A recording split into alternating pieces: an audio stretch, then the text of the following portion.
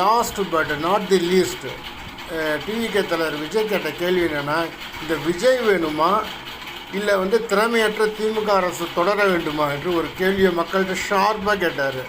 அது மேற்கொண்டு என்ன கேட்குறாருன்னா, ஒரு டிஎன்பிஎஸ்சி எக்ஸாமை கூட உருப்படியாக நடத்த துப்பு இல்லாத இந்த அரசாங்கம் இருந்தால் தான் என்ன, இல்லாட்டா தான் என்னான்னு கேட்குறாரு.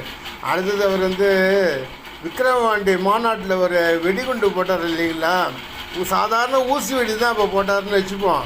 இப்போ அது அணுகுண்டு வெடி மாதிரி இந்த தீபாவளியில் லக்ஷ்மி விலாஸ் பட்டாசு மாதிரி வெடிச்சுன்னு இருக்குது. வேற என்ன, அந்த கூட்டணிக்கு ஆட்சியில் அதிகாரம் மேட்ரு தான், வேற என்ன.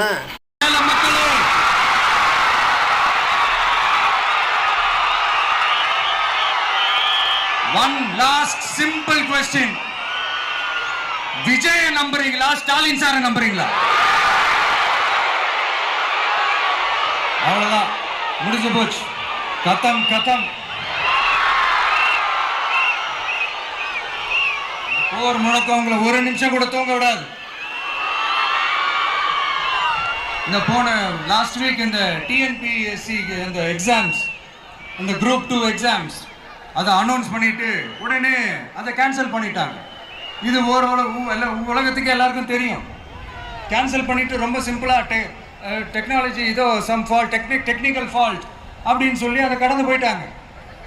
இத்தனை வருஷமா ராத்திரி பகலமா கஷ்டப்பட்டு படிச்சு எப்படியாவது நமக்கு அந்த வேலை கிடைக்காதான்னு அந்த எக்ஸாம்ஸை ஃபேஸ் பண்ண வந்த நம்மளுடைய தம்பி தங்கைகள் எவ்வளவு ஒரு மன உளைச்சலுக்கு ஆளாயிருப்பாங்க.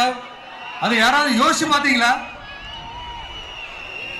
ஒரு எக்ஸாம்ஸ் ஒழுங்கா நடத்த தெரியல, இதுல உலக நாடுகளோட போட்டி போடுறாங்களாம். நம்மளுடைய தம்பி தங்கைகள் நம்ம அம்மா அப்பா கிட்ட சொல்லுங்க, யாரும் தைரியம், எல்லாரும் தைரியமா இருங்க. வரப்போறது உங்க ஆட்சி, நம்ம ஆட்சி.